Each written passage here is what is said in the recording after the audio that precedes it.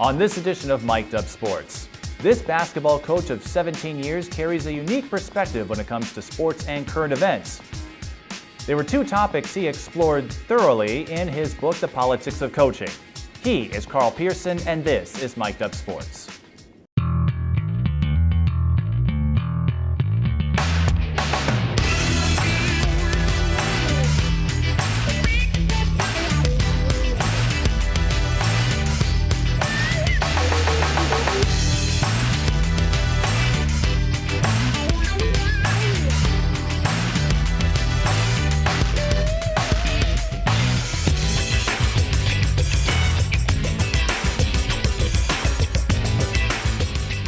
Hello everyone, I'm Mike Eden and welcome to another edition of Mic'd Up Sports, the show that goes in depth with the people who build our sports community. Carl Pierson, you've had a heavy hand, or a huge hand I should say, in building that community. You were a basketball coach for 17 years at Waconia, and you also teach government at Waconia High School, if I'm correct. That is correct. Well, thanks for coming on. And so, not many coaches have the background that you do, but this is a sports-oriented show, so we'll start with the origin story. Do you remember the first time you had an itch in the sporting world to play or to coach? I do, and it was 1987. I've said for years, if the Twins had not won the World Series in 1987, I'd have led an entirely different life. I was not all that fond of sports. I was 11 at the time, and I was not particularly interested in sports. And then I fell in love with the Twins in '87 when they won the World Series, and led me to pursue baseball, football, basketball, other things. Were it not for the Twins winning in '87, I'm sure I would be a staffer in some congressional office in Washington, D.C. right now. So I have Kent Herbeck and Kirby Puckett and Juan Berenguer to thank. Gary Gaetti, another one.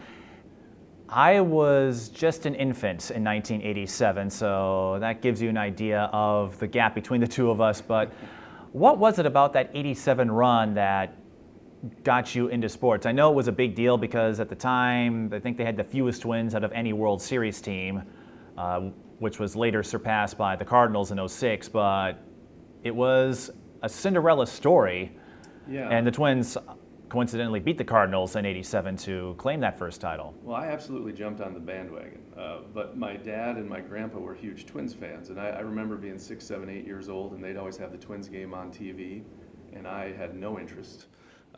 Which is not uncommon for a kid of that age, because it's hard to fall in love with baseball until you understand the rules and you understand what is going on in between pitches. It's 2-0, there's a speedy runner on first, with a left-handed hitter up, is this a good hit and run situation? Otherwise, that 30 seconds in between pitches is just agonizing for people that don't understand the game. So I jumped on the bandwagon in '87 because everybody's caught up in the excitement of a World Series, and I only learned the game after. But here's another just kind of interesting note. I started off as a right-handed hitter, and I was abysmal. I was terrible. I think I was 1 for my life from Little League until I was about 13. But now that I loved baseball, I decided, well, I need to try something different. So I went down in my basement and threw up wiffle balls and taught myself how to hit left-handed. Kent Herbeck was my favorite player, left-handed hitter. But I emerged from the basement the next spring hitting left-handed, and at tryouts for VFW ball, all my buddies are like, what are you doing? What are you doing? Well, I sucked the other way. I got to try something different. And then my baseball career took off, and I got to play baseball in college. And actually, even though I've been a basketball coach for so long, baseball is my first love. So what was your average as a left-handed hitter? Well, it depends on what level we're talking about and where I was playing. You were better than 1 for your life, though, as a righty? Oh, yes, considerably better. What I learned later, after reading books, Ted Williams' book, Wade Boggs' book, is my dominant eye was my right eye. And as a right-handed hitter, I hit with a closed stance, so my dominant eye couldn't see the ball, and I would step in the bucket, as they say. I'd step out to see the ball, and that's why I'd swing and miss all the time. Had somebody told me that when I was 12, I might have continued a right-handed hitter. But you know, that's one of the things about having an interest. You read books, you watch things on YouTube, and you learn and you improve. And I was not blessed with a lot of natural ability. had to work for everything I had. Even though my dad loved the Twins, he and nobody in my family really did anything athletic. So my grandpa played in a band. My dad is in the South Dakota Music Hall of Fame as a musician. I dropped the torch for my family by pursuing athletics, but I've sure enjoyed it. Have you thought about how your career might have changed if analytics were a thing back in the late 80s? I suppose. Because this was long before exit velo, launch Sure. angle. You guys weren't worried about that in '87. There was a huge emphasis on putting the ball in play when I was a kid and even through college. Home runs were supposed to happen by accident because you hit the ball hard and it just carried out, but it wasn't supposed to be an intentional act. I still play. I'm 43 years old, but I play on our Waconia Islanders team. And we actually talk about launch angle now and stuff, and as a joke. I mean, none of us are going to go out and hit 25 home runs in a short season, but it has really changed. The game of baseball is different now than it was 10 years ago. And I know there's a lot of people that think it's bad. I don't think it's bad. It's just different. And as long as we keep 90 feet between bases and 60 feet 6 inches from the mound to home plate, I think it's going to continue to be a great game where we can compare statistics over generations. And that's a good point. A lot of sports, they go through those changes. I remember when I first started covering basketball at the prep level, this was before the pace and space era of the Warriors, and now you're seeing more emphasis on three-point shooting or short-range layups.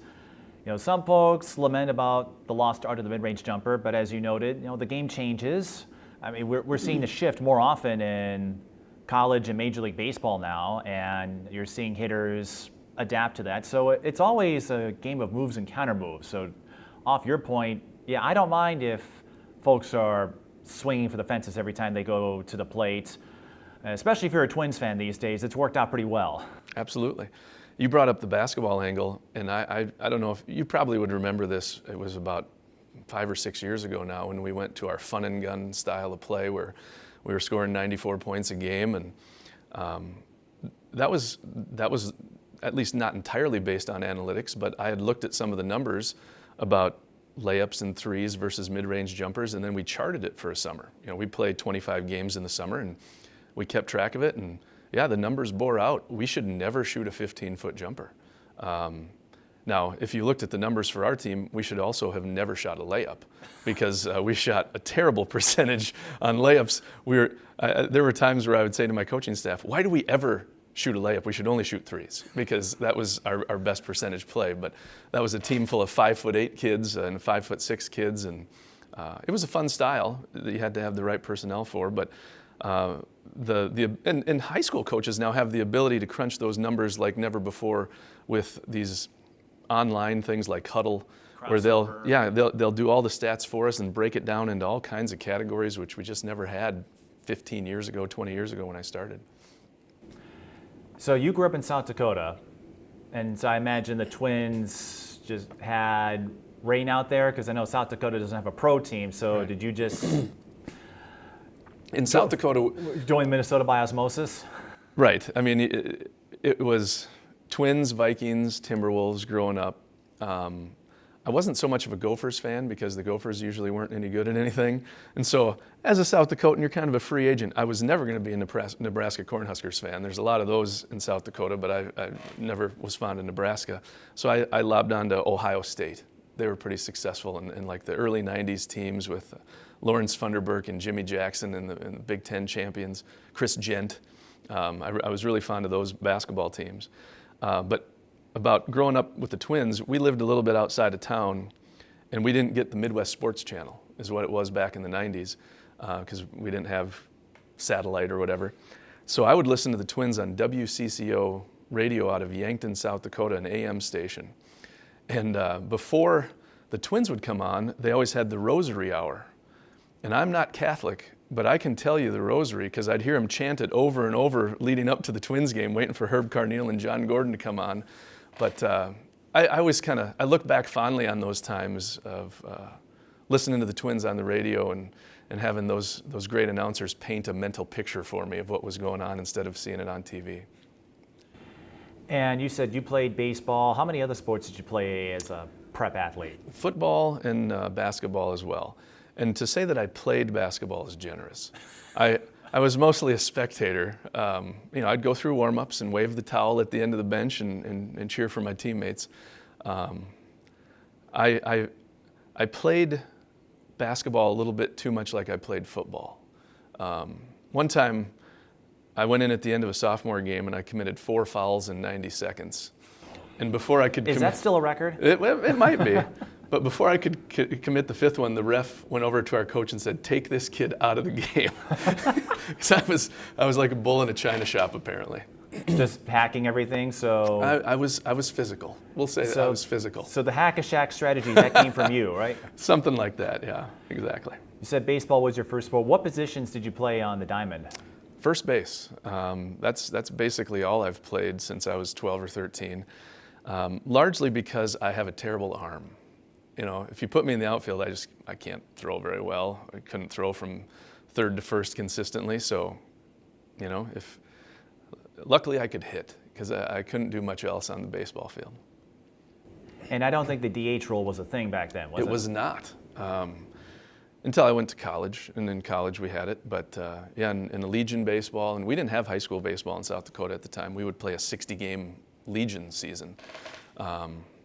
But we did not have the benefit of a DH. That's interesting. No high school baseball during that time? I imagine it's a sport now, so... It is, but they play like a very abbreviated season like you do in Minnesota. And they still continue to treat VFW and Legion baseball as kind of the premier thing. When I moved to Minnesota, I was really surprised. A lot of Legion teams play like 18 games in the summer. We had practice every day. We didn't have a game, and when we had games, it was always doubleheaders, and we would play 60 games from the 1st of June until the first week of August. And it was a grueling schedule, but you got plenty of baseball, no doubt about that. So what do you think is the difference between cultures or the approach to it, where in South Dakota, high school baseball wasn't a thing? Here in Minnesota, it may not be the biggest prep sport on the calendar, but there are followers, as we've seen over the years, and it's always been part of the high school fabric.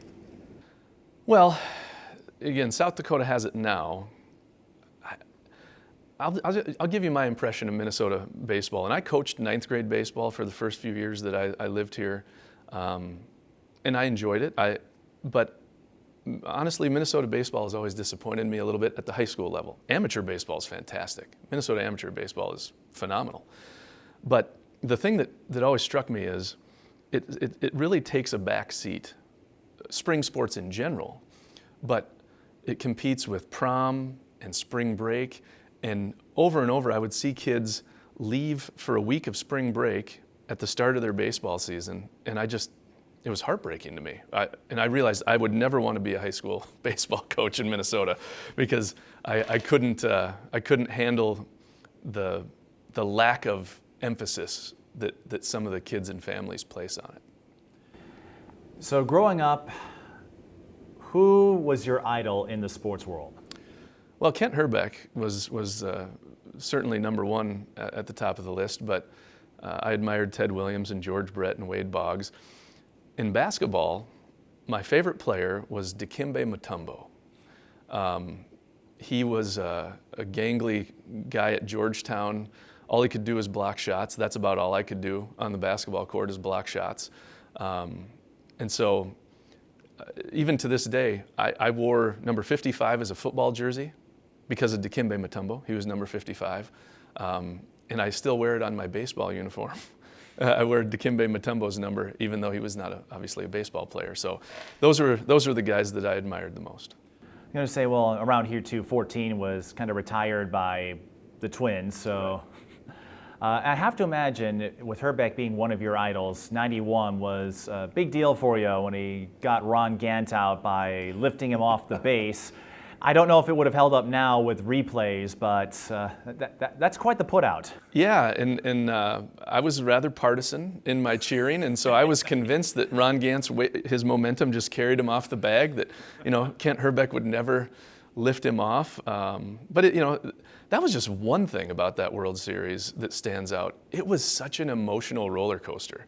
The 91 World Series, I will never forget. And I've told this story to people over the years that I was, I think, 14 or 15 at the time. And, just watching every pitch and everything, it came down to the last moment in every game, with one exception. I think Game 5 in Atlanta was a blowout. But when Gene Larkin hit the fly ball to left, and you knew it was going to be over his head, I didn't even see the ball land. I immediately just took off running. I was running laps around our house screaming. Tears were streaming down my face. I mean, I was emotionally spent, and I don't think I was alone. I think there was a lot of people that were that invested in that World Series. You definitely weren't alone. I remember years ago I interviewed Lindsey Whalen when the Lynx made their first finals against Atlanta. The two cities have had an interesting history in their pro sports as far as key playoff games, and she said the same thing. And for you on a personal level, you had 4 years to really appreciate the game by that point. So in '87, you were this newbie trying to make sense of everything. '91 comes, and I imagine you had encyclopedic knowledge of all the players. Yeah. Well, my wife gets mad at me sometimes because I'll forget to take out the garbage or whatever she put on the list, and she'll say, "You can remember the entire batting order for the '87 Twins and the '91 Twins and their statistics, but you can't remember to fold the laundry." So you said you went to college and continued playing baseball there? So Yeah, at Northern State in Aberdeen, South Dakota. Okay, Northern State. And so did you have any aspirations for athletics, or when did you, what were you thinking when Well, you went to, that is a weird way to phrase it. What were you thinking? I mean, honestly. It's a fair question though, and I can. What am I thinking? I can tell you the answer. I, like anybody that plays competitively, I wanted to be a professional baseball player. That would have been a dream come true. And I can tell you when I realized it wasn't going to happen. It was my sophomore year of college, and scouts would come to games, and I have a relative that played minor league baseball, and I remember talking to him, and here's the things that they're looking for. And when we started to see the kind of guys that were getting drafted, I realized they're all faster than me. They can throw harder than me. I'm a pretty good hitter, but you can't just be that unless you're phenomenal. And so that moment when you realize it's not going to happen, it's a disappointing thing. But I love the game, so I wasn't going to stop playing just because of that. But yeah, I think that happens to most people at some point, where you realize, oh, this thing that I've invested so much into and that I've worked so hard at isn't going to take me where I want it to go. But it doesn't mean you still can't enjoy it and love it if that's your passion. And as an athlete, high school or college, what was your most exciting moment, and what was your most embarrassing moment? Well, the embarrassing one it's easier to come up with than you might think, because I had several, but Do you have a top 10 list too? I have a couple I could tell you. You could. I smell another book here. Well, it's. You know what? I'll really briefly touch on the highlight, and then I'll get into the embarrassing stuff, because that's more fun. Highlight would be winning the state championship in basketball my senior year. That was something every kid in Mitchell, South Dakota grew up wanting to do. We had something of a basketball dynasty. When I was in elementary school, we won 3 straight state championships, and in middle school we won a couple, and so you grow up and that's what you want to do. You want to play for the Mitchell Colonels. So we played in the Corn Palace, But anyway, that was the highlight. When it comes to embarrassment, that is also basketball related. But one of them, and it wasn't embarrassing, it's just kind of a fun story. It's going to sound arrogant, but it has achieved something of legendary status in my hometown. And that's evidenced by the fact that a friend of mine was listening to the radio, driving into work, and on the radio, this is 25 years after the fact, the sports guy was talking about it on the radio just randomly one morning. So he held up his phone and he was recording it, and then he sent me the video. He's like, look at this, 25 years later, they're still talking about it. But here's what happened. I've already referenced the fact that I didn't play very much as a basketball player, but I knew my role. I was never bitter about that. We had an excellent team. We won the state championship. I was just happy to be part of it. But the only thing I was good at was blocking shots. Well, when I would go in a 20-point blowout that last 2 minutes, I wasn't loose. I was just kind of ticking balls. I wasn't swatting them into the stands like I wanted. So with about a month left in the season, I said, well, I got to do something different to leave my mark. So I started practicing goaltending. Before practice, my buddies would be shooting around, and I'd just sit underneath the basket and jump up and knock the ball away before it got into the rim. And our coach thought I was screwing around, and I said, no, next time you put me in, this is what's going to happen. Well, it's the last game of the regular season. We're beating Sioux Falls, Washington by 40. So I got in for like 4 minutes, which I was dang near tired at the end of the game. I'm not used to playing that much. I was gonna say, was that your career high in minutes? Probably was. But I'm kind of camping underneath the basket trying to time it up and goaltend, and the other team wouldn't shoot, and we played man-to-man, so I'd go out and guard my guy, and then they'd shoot. Well, with 7 seconds left, I'm frustrated because I said I'm going to do this, and if I say I'm going to do something, I'm going to do it. And the playoffs are right around the corner. I'm not getting in the playoffs. So just frustrated, I just hammer a guy, just foul the heck out of him, and he goes to the free throw line. And his first free throw, there's no arc on it. And so I think I could goaltend that free throw. And so he lets go of the second one, and I stepped in the lane quick and jumped up and knocked it away. And the Corn Palace holds like 4,000 people. And it's full for every game because our team is always good, right? So most of the people stuck around because we had a couple guys at the end of the bench that could really dunk and put on a show. You've never heard 4,000 people more confused when I jumped up and knocked the ball away. And the ref, I swear his eyes were crossed because he didn't know what to call, right? He's never seen that before. So then he starts doing this.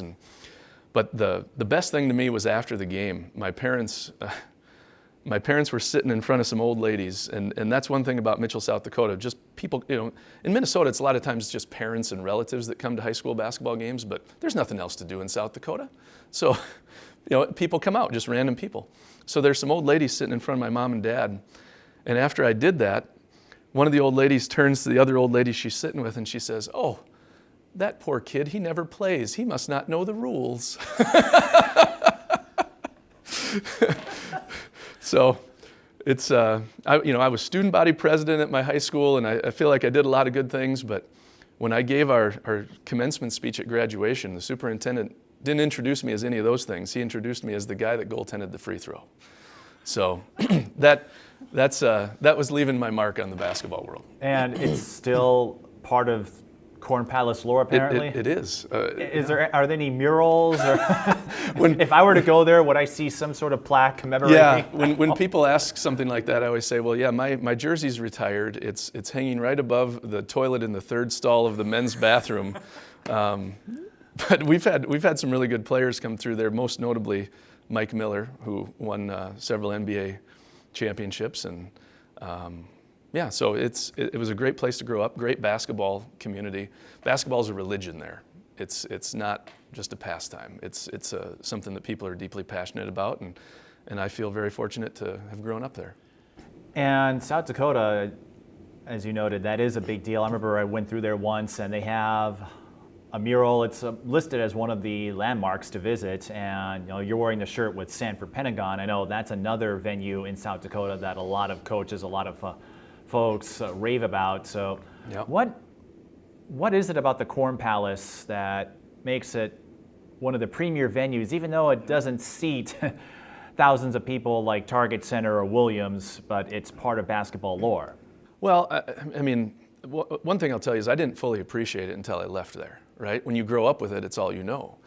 And then especially coming to Minnesota, and everywhere you go, you're playing in a high school gym, right? And cleverly, 10, 12 years ago, somebody from Mitchell made these T-shirts that said, "Nice gym, have you seen our palace?"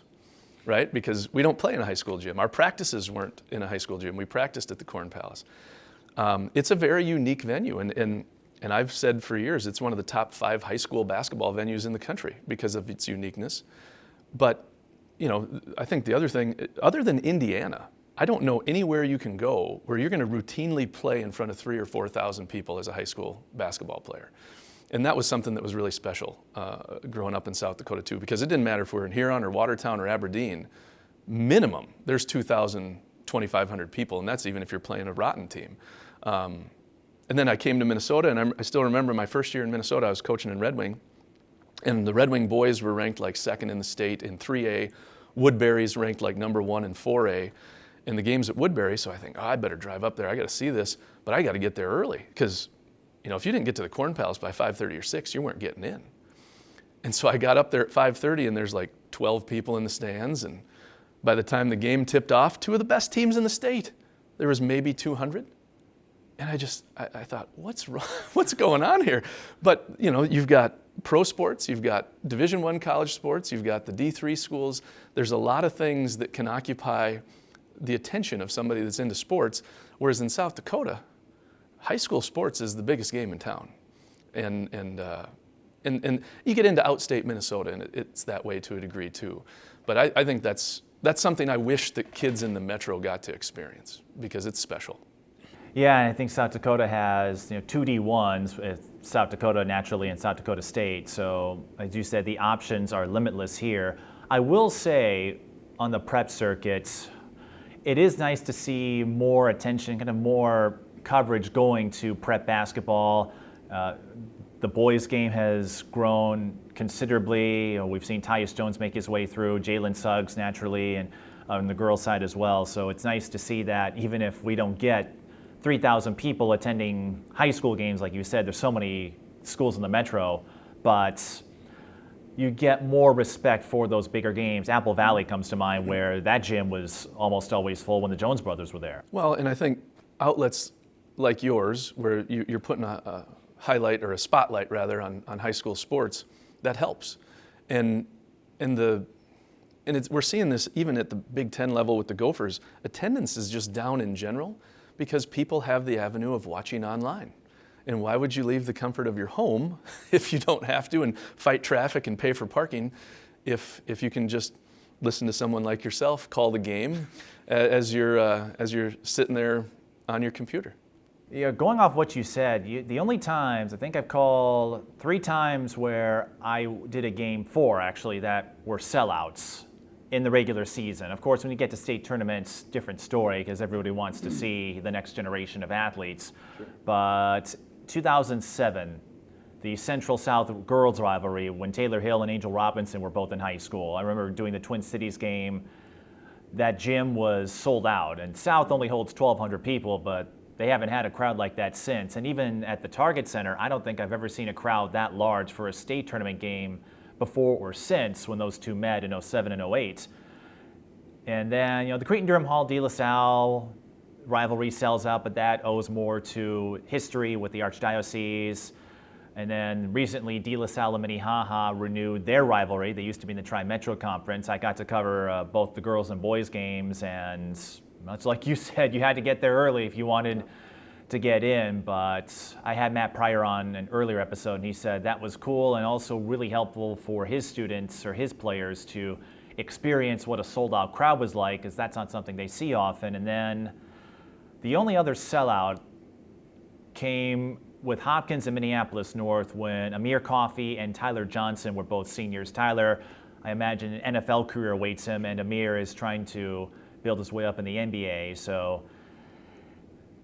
I guess I'm a bit envious because I can go over the 4 sellouts I had, and you can go back and say, yeah, we had those crowds every night. Well, when I first came to Red Wing and interviewed, Red Wing is 16,000 people, same size as my hometown, 16,000 people, and they're taking me through the school. And I remember when they showed me the gym, I literally asked the principal, where does everybody sit? Because, their gym holds like 1,200 people. And I thought, how do you get everybody in here? And I didn't understand that it was such a different dynamic when you come here and attendance and things. But thanks for bringing up South and Central in 2007, because when I was coaching at Champlain Park, we lost to Minneapolis South in the semis in a heartbreaker in 2007. So it opened up a wound there for me. Way to go. Well, as I've learned when it comes to sports, there's only one team that goes away happy. Everybody else leaves with a little bit of soreness. But that being said, it was cool, and I would love to see an environment like that again, where you had 2 city schools and everybody rallied around it. Earlier, I was mentioning the Sanford Pentagon. I don't know where that ranks with the Corn Palace, but I know that's another arena, another facility that people rave about with South Dakota. Mm-hmm. So you mentioned the draw of the Corn Palace. What is it about the Pentagon that makes it so special? Well, we've had the privilege of playing there 3 times in the last 5 years. We went back and played in the Mike Miller Classic, and now it's called the Hoop City Classic. The beautiful thing about the Pentagon is how it marries like modern technology with kind of the old style Hoosiers atmosphere. And it's a state-of-the-art facility. They have the big color scoreboards, instant replays. They put the stats up during the game. The starting lineups, when they do that, it's like an NBA thing. The laser lights on the floor and the smoke machines and all that kind of stuff. It's just a big time atmosphere because that's where the NBA D-League Skyforce play as well. The locker rooms are, you feel like you're in the NBA when you're in those locker rooms. So it's a fantastic opportunity for high school kids to get to play in something like that. And it's one of those things that just creates a lifelong memory.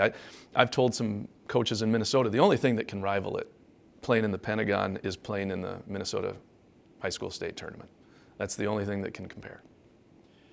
And this might be a tough question to answer, but over here, I mean, what are some venues or places that, maybe they don't draw the crowds, but were there some venues you enjoyed visiting as a coach, at Champlain Park, Waconia, and, throughout your coaching career? That's a good question. One of the things now that I've stepped down, I've thought about doing is just kind of scrolling through the list of schools on the State High School League and thinking about how many gyms have I been in across the state, because I've coached at 4 different schools. You scout different opponents, and really I've coached in kind of all 4 corners of the metro. I don't know if there's a gym that jumps to mind right away where I'm just like, what a privilege to walk in here and get to compete here because of the aesthetics of it. But I can tell you the one that comes to mind when significant memories, and that is New Prague. When I was in Red Wing, we had a great rivalry with New Prague and Ron Gunderson, the coach there. And then when I came back to Waconia, they were in the conference. We kind of rekindled that rivalry. And there was a stretch where when Gunderson was coaching, we'd see each other twice a year, sometimes 3 times in the playoffs. And in every game, one of us got a technical foul. It was a string of like 6 straight years where somebody was going to get teed up because they were such intense games, so the New Prague is the one that probably has the most demons in it for me. Was that something? So, like, were you and Ron? You just went at it, or you said something you would joke about? We liked each other. We got along. Well, after I left Red Wing, I'd say we got along. Maybe during the rivalry, right. Different story. Well, back at Waconia, when I was at Waconia, we got along fine. But I think it's just he was a really intense guy. I have tended to be rather intense when I coach, and they were always very competitive games, and he had a reputation of sometimes commenting to the officials, as have I. I've had that reputation over the years too. So it was, those were always fun games. I know for me, I think one that stands out, I think because of aesthetics, is Becker. It has that giant bulldog, and it holds significance for me because I can say I went there before and after the renovation, because the Breakdown Tip-Off Classic used to be all over the state until they had so many teams they had to move it to Hopkins. So I did a couple of games up there. That actually was the first time I got to see Rachel Bannon play. At the time, she was a sophomore, and I certainly didn't have an idea, and I don't think anyone else did, that she would turn into the standout she was in Minnesota and ended up going pro. And then Becker had a facelift recently. I did a game up there this past season, and it looks real slick with the new setup now. But De La Salle's another one. I mean, it's a smaller gym, so it's easier to pack, but the way it's set up, it's loud, and the way it's set up, the only way you can really get a decent view, they have this little concourse area, but it's right above the benches. So as I'm calling the game, I can look below and see what the coaches are drawing up, and I can get a measure of the intensity that goes on sometimes with those games. But I mean, I guess I haven't really thought about it. I can go back and watch all my archives, like of all the gyms I've been to, and there are some where I'll do it, but a gym that you want to get to. This is on my list now, up in Perham. Have you seen any pictures of that? I've seen it, thanks to our buddy Stephen Bruce and his gym tour. They posted their new gym. I know the Hive had a they call huge it. upgrade. Yeah. Edina, I guess, did the same thing. Oh, so. I haven't seen the new Edina But, gym. But I've seen the Purim gym, and it looks slick. Like, I would love to go out there if I had the chance. Yep, they have bleachers underneath both hoops, and seating up above it. That looks fantastic. It's on my to-do list now that I'm retired from coaching. I can go do things like that and just drive up on a Friday and see a game. Right, you don't have to worry about scouting or Right. conference schedules. So what brought you here to Minnesota? Pay. That's pretty easy. The first job I applied for in South Dakota, I was offered the job in a very small town down by Yankton, and they told me the pay. It was $19,000 a year, and this was in 1999-2000. And so that's when I decided maybe I better cast a wider net and look elsewhere. And so the guy that had been the superintendent in my school district in Mitchell, he took the job in Red Wing a year or two after I graduated. And so when I saw an opening in Red Wing, I thought, well, if he left to Mitchell for Red Wing, it must be a pretty good place. And so that's what compelled me to apply there. And the pay was considerably better than what I would have gotten in South Dakota. And I loved Red Wing. I loved the beauty of the town, the hills and the trees and the river. And that was, especially somebody coming from the plains of South Dakota, that was a really nice draw, is the bluffs and the trees. I was enamored with the beauty. We do have a more diverse topography in this part of town. And what led you to take up coaching basketball after growing up for years as a baseball guy? That's a good question, too. I would say it's entirely about my admiration for our high school basketball coach, a guy by the name of Gary Munson. He was a legendary figure and still is in South Dakota. He passed away a couple of years ago. But I think he used to coach boys and girls basketball for a time because girls basketball was in the fall before there was a lawsuit and they had to switch it to the winter. But between boys and girls basketball, I think he won a combined something like 14 state championships. And he was a charismatic guy. He was known for being very intense and fiery on the sidelines. And I remember watching the state tournament on TV and seeing him interviewed before the game and at halftime and stuff and thinking, oh, that guy's cool. I just really like that guy. And then getting the chance to play for him my senior year, I can genuinely say, outside of anybody else in my family, there's nobody I love more than Gary Munson. He did more for me than anybody else needed to or should have, but he's the reason I became a basketball coach. And you started at Red Wing. That was my first head coaching job. Your first head coaching job. I did okay. coach ninth grade boys when I was in college at Aberdeen Central High School with a guy named Derek Roby, who's the head boys coach at Sioux Falls O'Gorman now and has won some state championships there. And he's another Mitchell guy, so connections to Mitchell all over the place. But I got into the girls' side there in Red Wing reluctantly. I wasn't too keen on coaching girls, and then about a week into it, I realized they are every bit as tough and competitive and aggressive as boys, and I was a sexist jerk most of my young life. And I've said for years, had I not become a girls basketball coach, I don't know if I'd be married today, because I didn't realize what a sexist I was. You know, I didn't want to coach girls basketball because I thought, oh, they'll be more concerned about how their hair looks than getting a rebound. What a stupid notion that was, you know. So thank God I became a girls basketball coach, and it shattered all those terrible stereotypes that I had. Did you tell those Red Wing kids that in your first assignment? I don't know if I did. Thanks for opening my eyes up. Yeah, but I don't know if I said it in so many words, but I sure admired that group, because we had kids that played through injuries that no boys I coached would have played through. You know, it showed me that anybody that tries to claim that male sports is tougher or more competitive or something, it's completely false. I'm eternally grateful that I got the chance to coach girls basketball, and that's why I continued for 17 years as a high school girls basketball coach. I didn't have any desire to go back over to the boys' side. after I'd made the jump, because one thing that is better about coaching girls, almost everything's the same, right? I mean, if you're down 2 with 4 seconds to go, you're drawing up the same play for a guy's team as you are for a girl's team. But one thing that I appreciate about coaching girls is they appreciate being coached. Whereas you might try and help a guy with his shot, and he's dribbling behind his back, he thinks he knows it all.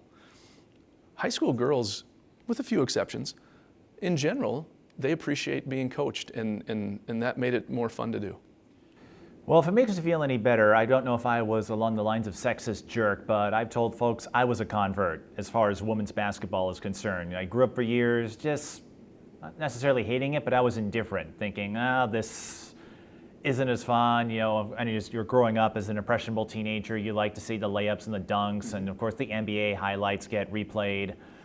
And this was before social media could clip it up for Twitter and Instagram, but I would say my mind changed altogether. I was going along that path, but Lindsay Whalen's Final Four run with the Golden Gophers is what changed my mind, and I have Don Shelby in part to thank for it, because he was a big women's basketball fan, and I mentioned this in an earlier episode. 10 years prior, he did a piece for WCCO encouraging folks to check out the Gopher women's team, and at the time it got them their biggest crowd they'd ever seen at Williams. And of course, by the time the Final Four run comes around, everybody was rallying around Whalen and McCarville and Roisland, some of those figures. And I was an aspiring broadcaster at the time, and I'm thinking, well, if this big guy, this big celebrity in the Twin Cities can get behind this team, I guess I can too. And then slowly but surely I added the prep basketball, WNBA, college, and even though I'm on hiatus with the Lynx, I have no trouble saying or celebrating the fact that I got to cover 4 championships. Yeah, absolutely. So, Red Wing, Champlain Park, I know there was Waconia, so what's the other school? I was at Chisago Lakes for 1 year. Chisago, okay. Honestly, I would have never left Red Wing if it hadn't been for budget cuts and they couldn't get a referendum passed. I loved it there, and I still do. Still love the town. But when I went to Chisago Lakes, it was during that year that I met the woman that is now my wife. And she was living in Coon Rapids at the time. So we were talking about living halfway in between Lino Lakes or something like that, and then the job opened up at Champlain Park. And it's the only job I would have applied for, and when I applied for it, I honestly didn't think I had much of a shot, because we had just finished I think an 8-19 season at Chisago Lakes, and Champlain Park was really good. But I guess it just goes to show you never know. Apply, because I didn't think I had a snowball's chance, and I still remember when they called to offer me the job, I was kind of confused, like, what? What, really? But that worked out great for us as a family, because then, she worked in Anoka, just across the river is Champlain, and so that's where my 2 sons were born, and I ended up leaving Champlain Park again for the same reason. I was the last person on the seniority list as they were going through declining enrollment, and I knew I was probably going to be out of a job in a year. So I had seen a headline in the Star Tribune about how Waconia is bursting at the seams. They got more kids than the school can handle, and they got to build a new school. Growing enrollment. And I said to my wife, that's the kind of place we got to be. I need some job security. I got 2 kids now. I can't keep living year by year not knowing if I have a job. And Waconia has offered that job security, and it's a terrific place for a family. Great location, just 35 miles from Minneapolis, but being a South Dakota guy, we got a little buffer zone between us and the metro. Living in Champlain was fine, but there was no sense of community, because all the towns just kind of blend together. And Waconia, we got like an 8-mile buffer between us and Chan and Chaska, and it feels like a community, right? I mean, if I see a kid shooting hoops in their driveway, I know that kid's going to play for me someday, because they're in our school district. Whereas at Champlain Park, literally across the street from our high school was the Osseo School District. So I see a kid shooting basketball in the driveway there, they might be playing for the Osseo Orioles, or, who knows. But anyway, it's a good place to be. What would you say changed from your first year as a head coach to your last one in your 17 years? And how do coaches adapt? We talk about graduations, and we touched on, the emphasis on pace and space, but, how do you adapt to the changes that come as a coach? There's been a few pretty obvious changes to me. One of them is the skill level has improved a lot. Another is I think the coaching is better. I think high school coaches are better now than they were 15 years ago. But the single biggest change, and this is one where I'm probably in the minority now in my disdain for it, but is how there is a growing emphasis on club basketball at the expense of high school basketball. More and more kids are starting to look at high school basketball as just something they do in between AAU seasons. And that hurts me. I have a hard time with that because I took such pride in playing for my community. And we had thousands of people come out and support us, and we'd be walking through the grocery store and some random person we didn't know would come up and say, "Hey, great game last night. We're real proud of you guys." And I understand, especially in the metro, a lot of Minnesota high school kids don't get that benefit. So they don't necessarily have the attachment of saying, "Boy, when I put on my high school jersey, it means something, not just to me, but to the people in my town." And I see kids caring more about AAU because it's a chance to showcase themselves and get that college scholarship. But that feeling of community is something that drew me to high school sports. And the fact that it's fading is one of the reasons that it's easier for me to leave high school sports.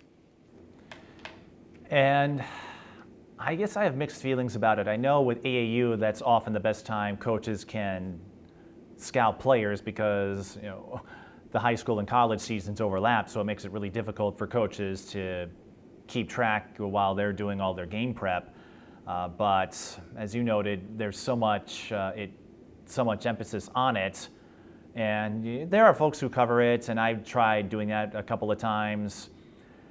Didn't quite get the following or the traction that I was looking for, but like you said, I think they're so eager to get noticed on the AAU circuit, and that's not to say they don't in the high school level, but yeah, I don't know.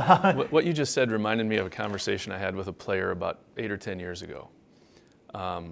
She was largely absent from our summer activities, and we did a really aggressive summer schedule because we wanted to become better as a team. But she was almost never there because she chose AAU over us. And she talked about how, she got to play in the AAU whatever level national championship game. And I said, "What channel was that on?" "Oh, it wasn't on TV." "Well, how many thousand people were there?" "Oh, there weren't thousands of people there." That's why high school sports is better. When you make the state tournament and the whole town shuts down and everybody goes, you're making memories not just for that group of kids, but for that whole town for years to come. You achieve legendary status, and it's a special thing that AAU will never give you. And that, again, I see it differently than a lot of people, but that's my perspective, and unfortunately, there aren't many people that have it anymore. Well, and that is a good point, because the last time I covered an AAU event, it was a few years ago. You're right, you don't get the same level of crowds, and it's fun to see some players on different teams mix it up, and it's sort of added to this larger community. But as you noted, with AAU events, they're usually played at community centers, so you've got multiple gyms going on. So it's really hard to get that spotlight that you do in high school, where when you're playing in the state tournament, when you get to the semis anyway, there's one game going on, and so everyone is watching you and your team play. There aren't 10 other games going on competing for your attention. Right. And how many, I know you said you made it to one state tournament. How many did you make overall? Because your coaching career predated my broadcasting career. Just the one at Champlain Park. In 2007? Yeah. This year we were up by 1 with 20 seconds to go against Cooper. And Asia Wheeler made a heck of a shot with 12 seconds left to take the lead and beat us. And I've had a couple more heartbreakers like that. But yeah, made it the one time with Champlain Park, and that was a special year. But some of my favorite years were years that we were sub 500 because we just had a great group of kids that worked hard. And I mean, really, that first team I had at Red Wing, we were never over 500, but those kids were tough, and they listened, and they competed, and they were fun. And so I have as much affection for that group as I do any team that won a conference title or went to a state tournament or anything like that. Of course, at Waconia is where I met you, and perhaps you became the most notorious because of what you talked about in your research, discovering that the pace and space three-pointers layups were the most valuable shots you could take. And so I remember you telling me you had the roster to pull it off. And so how did your kids from that team, I think Anna Schmidt was on that team and there were a couple of others, how did they respond when you told them, all right, we are going to be pushing the pace like never before? Well, you got to sell it. And I've had some coaches contact me saying, we want to do this. In fact, there's a guy down in Texas that was just sending me direct messages on Twitter asking about it, saying, we're thinking about doing this. And the thing I would say to any coach is, you got to sell it to your players and your parents and your administration because it's so different than any other type of basketball. You open yourself up to a ton of criticism. Now, we were in a unique position. We had just won back-to-back conference titles, so I had a little coaching capital I could burn. And then we graduated a bunch of post players, and we were in a conference where everybody had 6'2" post players, and my tallest kid was 5'8". So it wasn't just looking at the analytics. I mean, it's the old necessity is the mother of invention. If we just play a half-court game, we're going to lose by 20 every game. So we got to do something to push the pace and try and negate the height advantage that other teams have. We did have some kids that could shoot. Anna Schmidt is the most remarkable high school player. And I saw Lindsay Whalen play in high school. My first year in Red Wing, she was a senior. Susan King, who played in the WNBA. I saw Becky Hammond play back in South Dakota. Nobody is faster end-to-end than Anna Schmidt. Anna Schmidt is the fastest kid from end to end that I've ever seen in high school basketball, and so without her, none of this would have worked. She was the key cog, and then you could just surround her with shooters because she'd drive and kick out, and it was chaos and it was fun. We often said, boy, we'd like to go back to it, but you got to have the right personnel. And she does just that. That does make sense too. It's fun to see, but like you said, you have to have the right folks to do it. And so how long did it take for Anna and the players to get on board and say, let's go with this? You know what? We started doing it in the summer. And the first time we played a game that way was at a team camp at North Dakota State University. And I think it was the very first game we played. And that's with running time halves, right? 20-minute running time halves.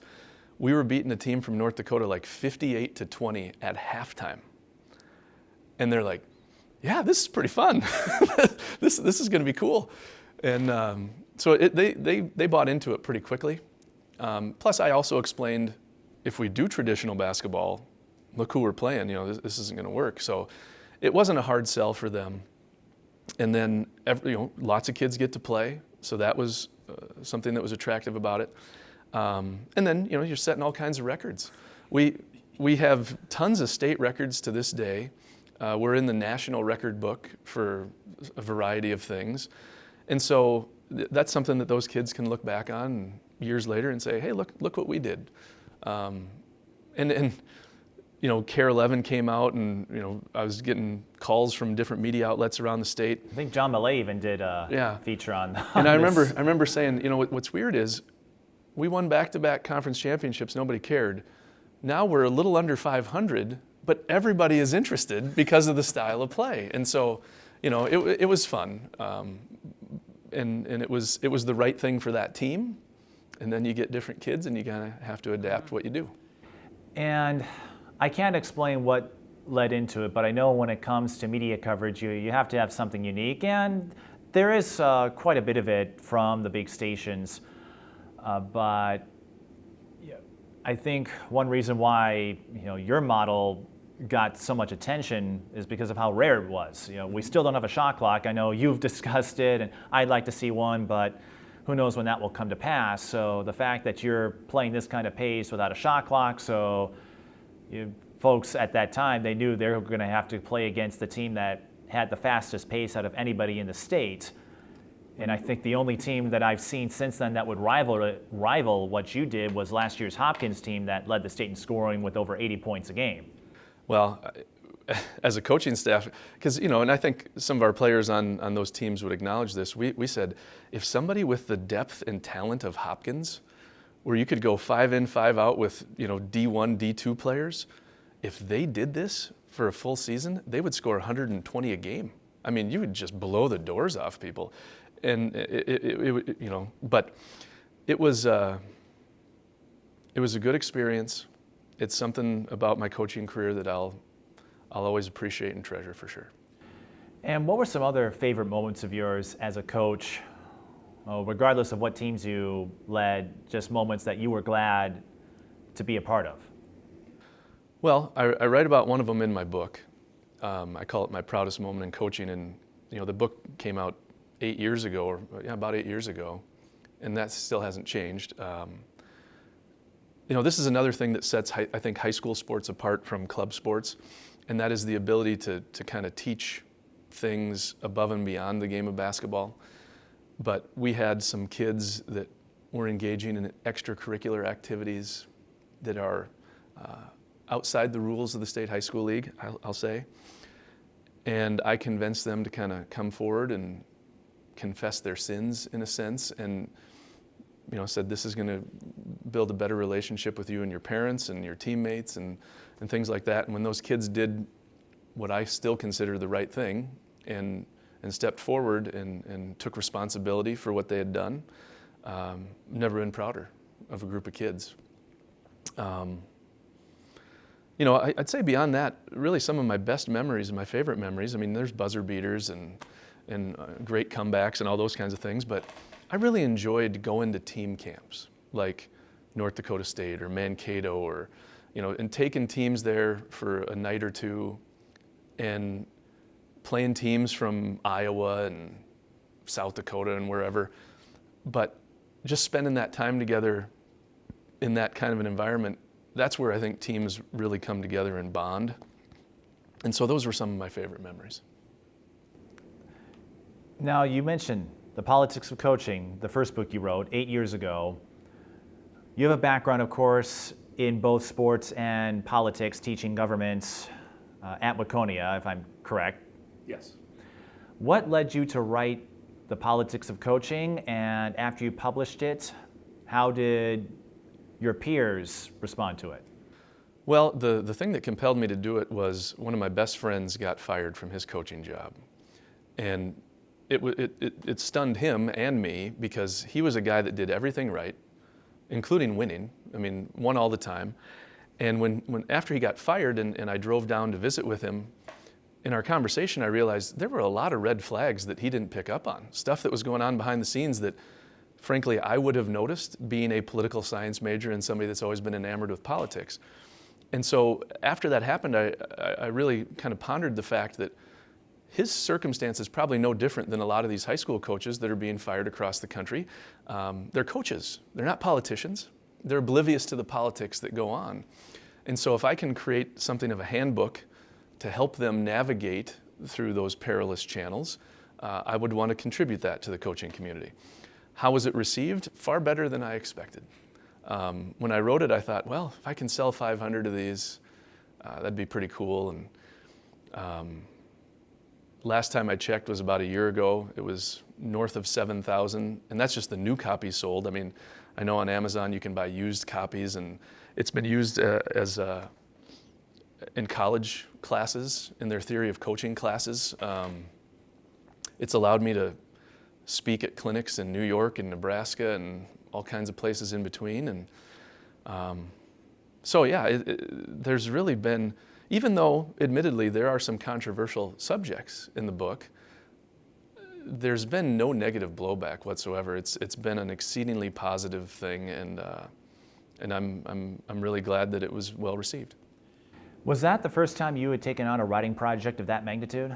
Yes. And what was that like for you? You had coached and you teach political science to the next generation, but writing a book, as I imagine you went through a much different experience. Well, I can be verbose and wordy, as you've probably gathered just through our conversation. So writing has never been all that difficult for me. In college, I had to write 20-page papers, and I didn't have any trepidation about that.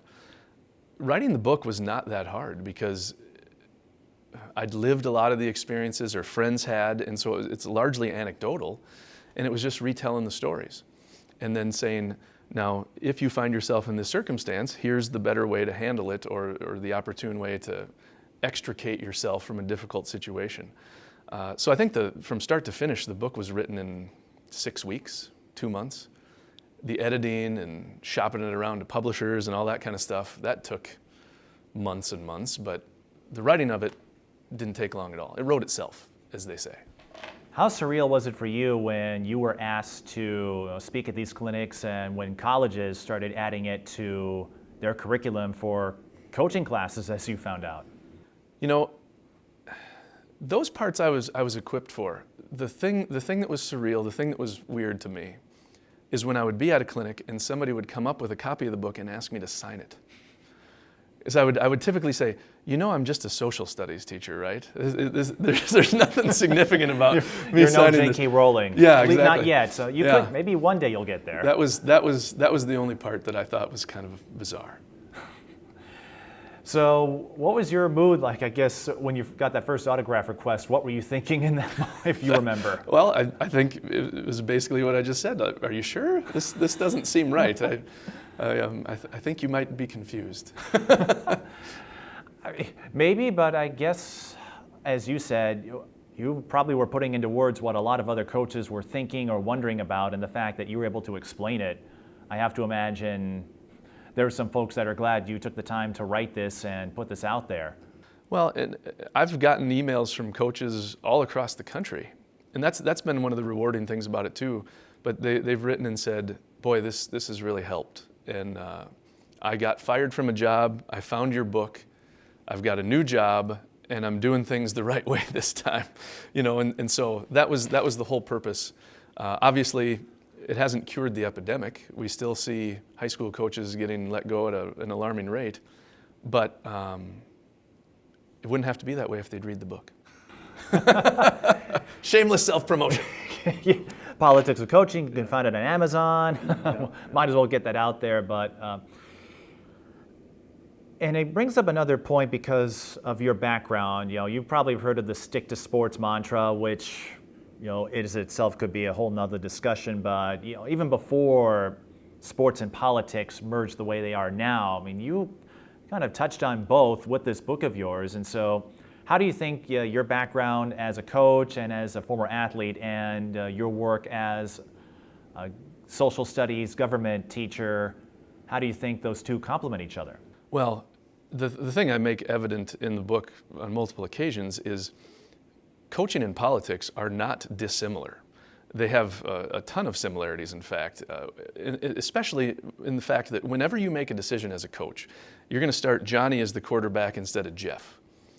Immediately, you have created a constituency of people that are going to applaud your decision because they think Johnny's the right choice, and you're going to alienate another group that think Jeff is the right choice. And when you're a senator and you cast a vote yes for something, half of your constituents are happy and half are not. And so the reality of it is it's a very political profession, coaching. And the sooner that coaches embrace that and acknowledge it, the sooner that they can use it to their advantage. But if you're going to ignore the politics, you're going to get consumed by them, and that's what's happened to a lot of coaches. And so what are some tips that you've passed along? I don't want to give away everything in the book for those that still want to read it, but what are some tips that you've passed along either from the book or even just in conversation to help other coaches prepare for the level of politics that they'll experience as coaches? Well, yeah, without diving into too many details, because then I'd really get long-winded, I'll try and condense it into a single word, and that is communication. Now, there's a lot of aspects and details that you need to get into there, but I would say the single biggest thing that kills coaches isn't picking teams and playing time and parent complaints. It is an ineffective strategy of communicating with players and parents and administration, or an unwillingness to communicate openly, that probably dooms more coaches than wins and losses, quite honestly. And on top of all your coaching duties, I think you also were president of the Coaches Association? I was president of the Girls Basketball Coaches Association, but those are all one-year terms. Okay. And so I did that a few years ago, and now I've been appointed as the executive director of the Girls Basketball Coaches Association, which is a fancy title, but it just means I write the checks and send out the awards. So. And at any point when you were growing up as an athlete, like you said, you didn't have girls' sports in mind, but is it strange to think about that you went from the so-called sexist jerk to now continuing to have a role with the Coaches Association for girls basketball? Oh, I guess I've never really thought of it that way, because I learned from the error of my ways, right? And as long as you atone for your errors, then you can get put on the right path. You know, as you said something though, I was reminded of something that my old high school coach, Gary Munson, that I talked about earlier, mentioned to me. When I first started coaching girls, I sat down with him and I said, what do I need to know? What's different? What do I need to do differently than coaching boys? And his words were, I mean, profoundly important and absolutely accurate. He said, you don't treat them any different. You treat them like athletes. You don't treat them like girls, you treat them like athletes. You coach them exactly the same as you would coach a boy. Anything less is insulting and condescending to them. And I would say that at our preseason parent meeting because I yelled a lot. And there are always some parents that would say, well, don't yell at my little girl. When she's on the court, she's not a little girl. She's an athlete. And she will be coached as an athlete is coached. And I think that was important for people to hear too, that you know, there are still some parents that have that kind of sexist attitude that, well, you can treat my boy differently than you can treat my daughter. And if they're an athlete, they should really be coached the same way. How would you say all the girls that you've had a hand in shaping as far as a coach, how have they made an impression with you from your first team in Red Wing to your last team at Waconia? Well, I kind of said this before, and every group is different, and every group has kids that make it a special group. This group that I just had, I knew would be a great group to end with because fun kids, great attitudes, they work hard, and I wanted to kind of go out with a good taste in my mouth. And so strategically, I knew that this would be and they're going to be really good next year, and most of those kids are back, but I didn't want to be selfish too and just say, well, I'm gonna take them, and then when they all leave, I'll leave it to somebody else. But that first group in Red Wing, I'll always appreciate, because as a new head coach, had no track record, it would have been really easy for them to say, you don't know what the heck you're talking about. But they bought in, they went all out, everything I asked them to do, they did. And so they'll always have a special place in my heart. And when you knew that this last team you had at Waconia was going to be your last year, how hard was it for you to step away? And I guess what are you looking forward to now that you'll be able to enjoy the game, as you noted earlier, as a fan? You know, it wasn't that hard because I've got a 10-year-old son and a 7-year-old son. And it happened a little bit 2 years ago. It was really noticeable this winter. I was starting to miss their games because, or practices, and I don't want to miss their things. If I had just become a head coach, it might be different. I've had 17 years to kind of get it out of my system and have fun. And so I knew it was time for me to step away from this and be a better father and husband. And so I'm excited about the chance to do that. You know, I know the girls know I'm going to make it to one game a month. I figure, my wife wants me home. I was never home in December, January, February because I was either coaching or scouting or, that kind of thing. But being able to be there to see my sons play and do their things, that's something you never get back. A guy that was a mentor to me in Red Wing said the following, and it's always, I was 23 when he said this, and I've never forgotten it. He said, when you start spending more time with other people's kids than with your own, it's time to get out of coaching. And I had hit that point. And so I leave with zero regrets. And do you see yourself returning to coaching after your kids get older, or what kind of future do you have for yourself in the sports world? I have no intention of coaching my sons when they're in high school. That would be bad for our relationship. I don't think that would go well for them or me. I can't say I would never get back into coaching though. I think the thing that's most likely to get me back into coaching is if I'm a miserable failure in politics. But that's probably the thing that I'm going to tackle next. I would like to enter the political arena because that's something I've had an interest in even before I liked sports. So after I crash and burn politically, then maybe I'll make a return to the sidelines. I think it would take a lot to see you crash and burn, just given your approach and your resolve. Like, if you crash and burn, it won't be because you do something silly. Well, I appreciate that. I feel like I live a pretty straight arrow lifestyle. I mean, there's no skeletons in my closet that anybody's going to dig out. I've made sure of that. I mean, even as a kid, because I knew I wanted to get into politics. Are you sure those sub 500 teams? No, Someone might bring that up. Like, this guy was what, 8-17 is 1 year to go. I think my biggest obstacle politically is I tend not to sugarcoat things. And I've found that people like to vote for politicians that promise sunshine and rainbows and not ones that tell the truth.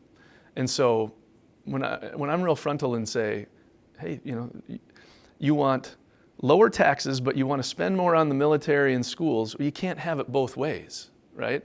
We're not going to drive up the national debt another $2 trillion. We're already, up a creek without a paddle. People don't want to hear that. They're going to vote for the guy that says, oh, we'll cut your taxes and we'll spend more and everything's going to be fine. And so I'll lose, but I figure I can raise some hell in the meantime. Well, who knows? Maybe this conversation will be the start to that. Now, on the political side, when it comes to sports, I know you have your thoughts and you share your observations on some of the things going on here.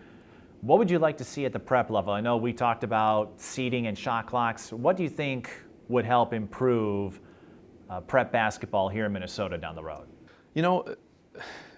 As a coaches association, we've been kind of harping on a couple things for a decade now.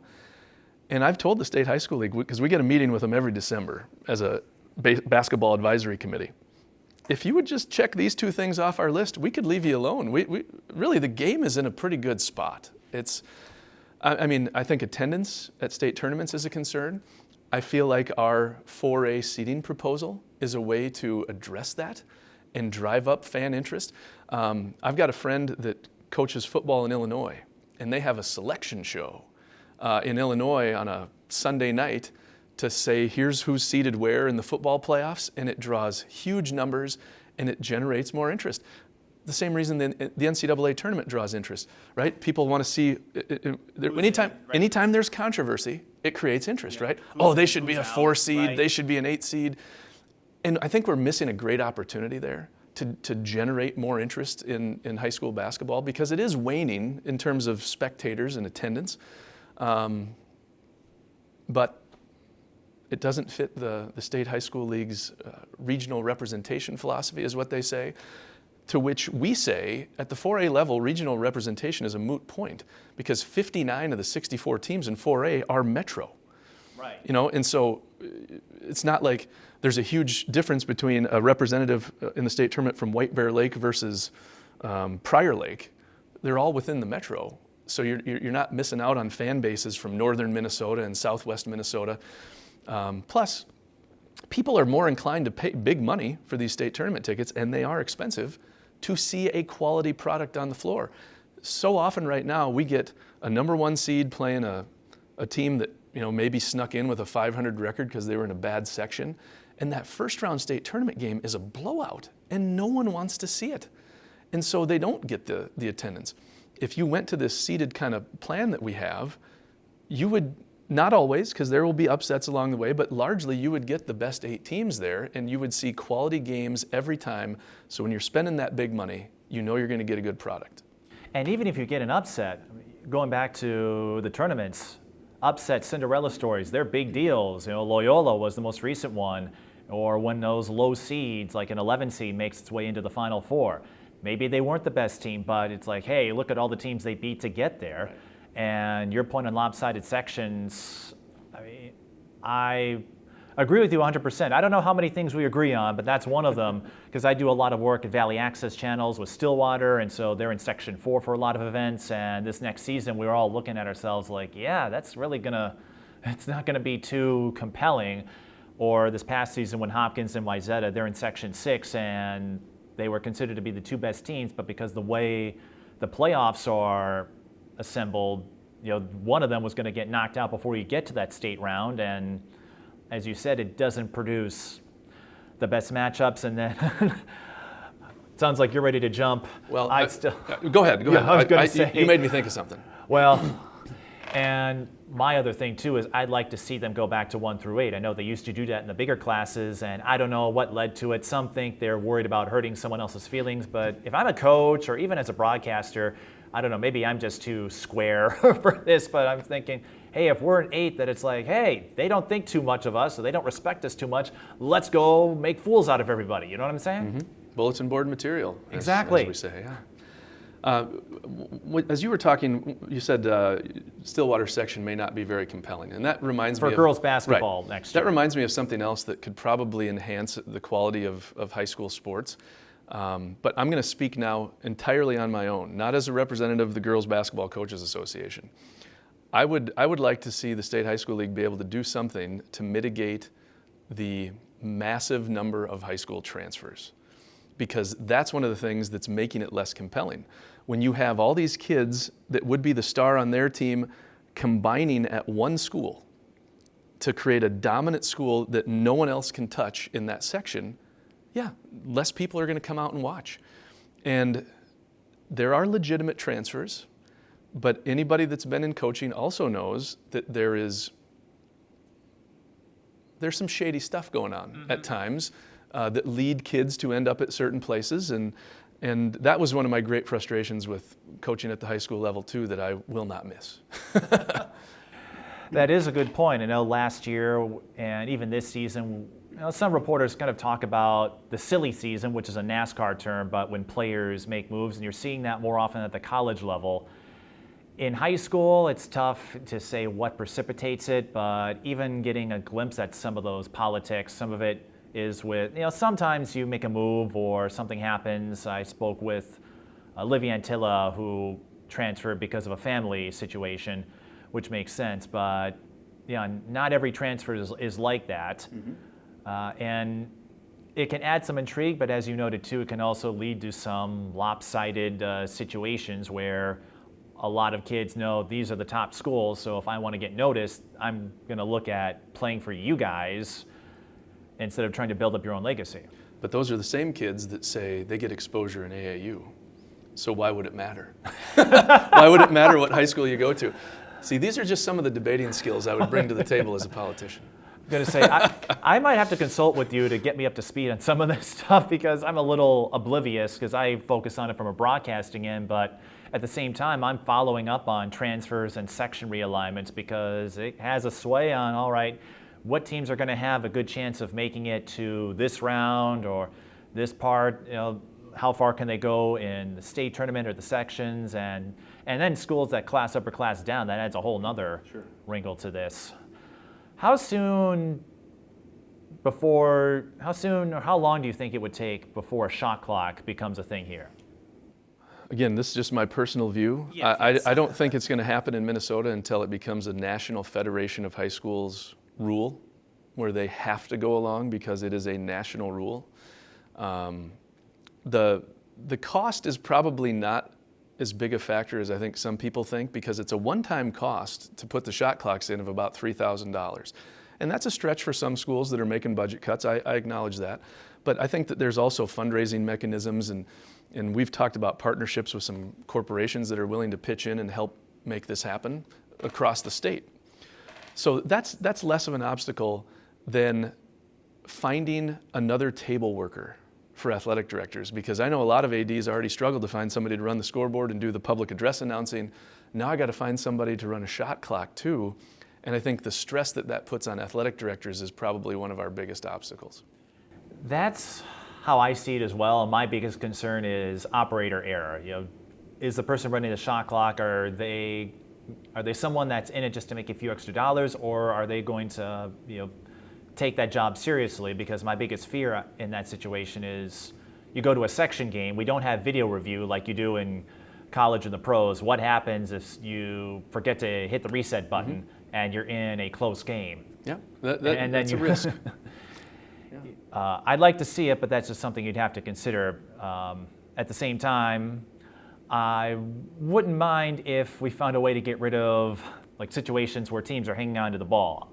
I don't gripe about it because it's part of the rules, but it also, I think, kind of spoils the intent or the idea of why you watch and play the game. Yeah. Like Wasika Marshall, I think, a couple years ago, or Hopkins Shakopee, and I often joke if Coffee didn't make that half-court buzzer beater, who knows how many overtimes we would have had to play. Yeah. So just a lot of things to think about, but I think removing an incentive to play stall ball and, that's not why you play the sport. You're there to, there's some strategy, and it is a strategy, but it kind of goes against the purpose or the idea of the game. There's a safety aspect to it too that I think gets overlooked. And being around basketball a lot, at the end of a game, if you're down by 4 with a minute and a half to go, you're going to go out and foul, right? You got to stop the clock and get them at the free throw line and hope they miss some free throws. Well, if you have a shot clock, you take away that intentional fouling at the end of the game, which enhances player safety. And so, we hear all about how we want to create a safer environment for football players and so on. This is a way to make basketball safer. And so I wish that, there would be more emphasis put on that as well. Well, I think that was one reason they added the restricted zone this past year, to keep folks from crowding up in the paint and where a lot of crazy things can happen, as we've seen. So a lot of changes, and I guess now that you're a fan, who knows when you return to coaching, but what are you looking forward to as you continue supporting your Waconia players and continue just being an advocate, an ambassador for the game of women's basketball and just sports as a whole? Well, in my role with the Girls Coaches Association, I'm going to appreciate, I'm really glad that I get to be in that capacity because it's going to keep me connected to coaching. But it's only about 4 meetings a year, 5 meetings a year, and so I'm looking forward to that and taking on a different role there. But other than that, I guess it's just the idea of I get to go to a game with my sons and sit next to them during the game, and then I can probably go home and sleep. Because a lot of times after games, I might get an hour and a half of sleep because I wake up thinking, we should have ran this out of bounds play with a minute to go instead of that. And I was so sleep deprived for the last 17 winters. It'll be nice to just get a full night's sleep.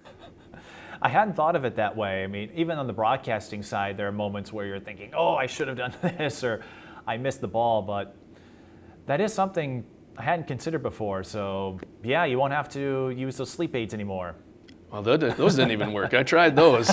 Yeah, didn't work. And on top of that, with you being, I guess, more enlightened about men's and women's sports, I have to imagine you'll be taking your 2 sons to both boys and girls games and just pointing out, hey, these are some athletes. These are some athletes to keep an eye on. My youngest is 7 now, but when he was 4, he'd been to multiple Lynx games. He'd never been to a Timberwolves game. And so I think when he turned 5, we went to a Timberwolves game, and he goes, boys play basketball too? He honestly didn't know. So yeah, they shouldn't have the same affliction that I had in my early 20s of the sexism. No, and I think a lot of that just takes time to grow organically. I know folks are wondering, what's it going to take? And you still get the armchair people that send out stuff, but no, I have no regrets saying that I cover the women. Some have asked me why I cover women's sports more than the men, and I tell folks the metrics. On my YouTube channel, it's the strangest thing. My women's basketball games are the most watched sports broadcasts out of my channel, more so than my boys' games, which when I first noticed that, I thought was kind of strange, but it makes sense when you're trying to get a piece of the pie and the sport doesn't have that equality that the men do. Word of mouth spreads, so kind of like your book with coaching. Maybe you weren't a big name, but folks saw a resource that they could use to help them out, and then In your case, you got to go to coaching clinics, and I get stopped in the grocery store saying, "You're the guy from YouTube, right?" Yeah. So, what advice would you offer to coaches, outside of your book? What would you give to coaches who are entering the field for the first time? As I've reflected on the last 17 years, I think the thing that I regret is not putting more emphasis on the character kind of things. Now, on the girls' side, admittedly, we don't have to do that a lot because we have a lot of good kids that come our way. They do well academically. They're not getting in trouble off the court. On the boys' side of things, I think if you coach boys, you got to be a father figure to more of them than you do on the girls' side. But I feel like I probably did put too much emphasis on X's and O's and scouting reports and trying to win instead of how are all the sacrifices you're making right now, running sprints, getting up early to come in the gym, how are they going to benefit you as an adult, as an employee, as a spouse, as a parent? And I would touch on that maybe once a year or two, but I should have put a lot more emphasis on that because the character traits and the skills that we develop through athletics are invaluable as we proceed through life and in our professions. And I could have and should have put more emphasis on that. So that's what I would tell a young coach.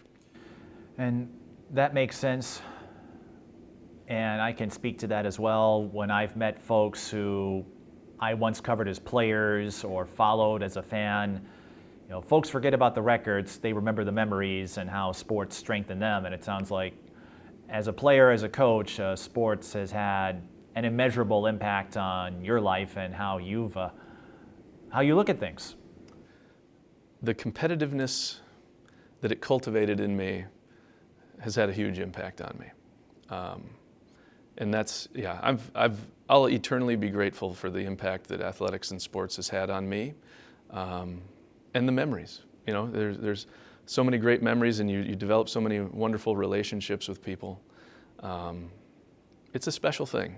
And I'm grateful that I got the chance to do it for as long as I did.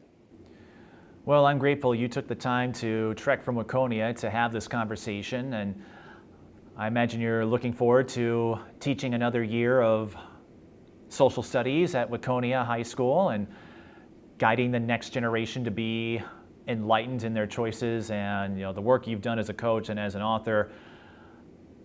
Like I said, I think you'd have another book or two in you. I know you just published a short story that isn't related to sports, but it sounds like writing could be a future path of yours as well. Well, now that my brain is not monopolized with basketball, I've got some other creative things bubbling up in there, and we'll see where it takes us. So that does it for this episode of Mic'd Up Sports, and if you'd like to be a guest on a future episode, contact us at tsbtelevision@gmail.com. All you need is a story, a background in sports, and we'd love to have you on. Until next time, I'm Mike Beaton. Thanks for watching. If you'd like to support TSB Television sports programming, check us out at patreon.com/TSB Television or paypal.me/TSB Television.